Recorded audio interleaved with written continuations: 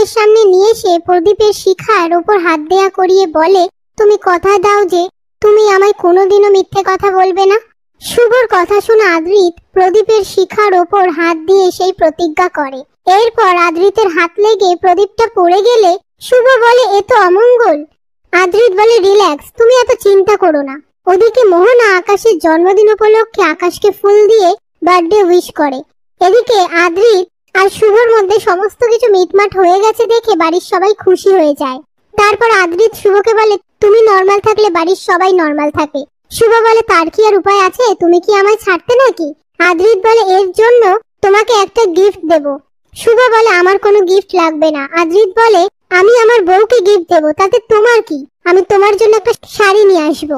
ওদিকে মোহনা আকাশের বার্থডের জন্য কেক কিনতে আসে। তখনই জিনিয়া এসে মোহনাকে বলে, তুমি এখানে?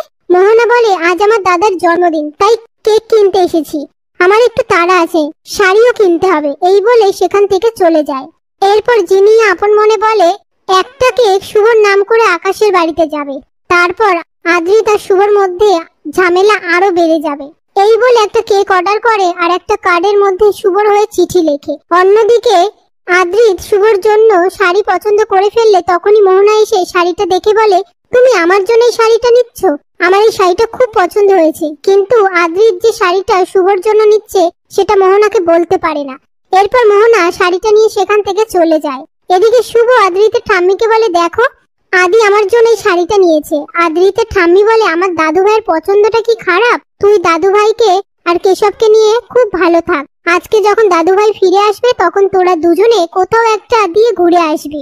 তারপর শুভ আদ্রিতকে মেসেজে বলে, শাড়িটা আমার খুব পছন্দ হয়েছে, তুমি শাড়িটা নিয়ে আসলে আমি বিকেলে ওই শাড়িটা পরে আমরা দুজনে ঘুরতে যাব। এরপর আদ্রিত মিস্টার প্যাটেলকে বলে, ওরকম একটা শাড়ি পাওয়া যাবে? একটু খুঁজে দেখুন না। মিস্টার প্যাটেল বলে, দেখছি। তারপর মিস্টার প্যাটেল ওরকম একটা শাড়ি খুঁজে এসে আদ্রিতকে বলে, ওরকম শাড়ি তো আর নেই, দেখুন এরকম ডিজাইনের শাড়ি কিন্তু একটাই তৈরি হয়, আপনি বিকেল বেলায় একবার আসুন।